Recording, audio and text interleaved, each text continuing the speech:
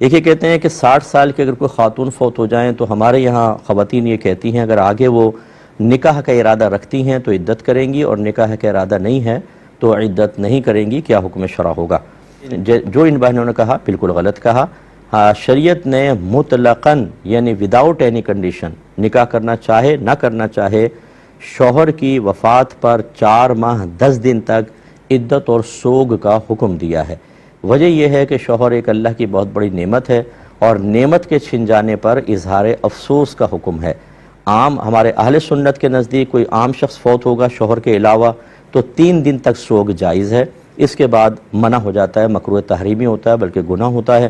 جبکہ شوہر کی وفات پر بیوی 4 ماہ 10 دن تک سوگ منائے گی، اور وہی سوگ کیوں ہے کہ جی شوہر کی نعمت چھن گئی، اس لیے اللہ تبارک و تعالی نے حکم دیا ہے، تو لہٰذا اس کا نکاح کرنے یا نہ کرنے سے کوئی تعلق نہیں ہے، اور اس عورت پر چاہے 60 سال کی ہو چاہے 100 سال کی عدت واجب ہے۔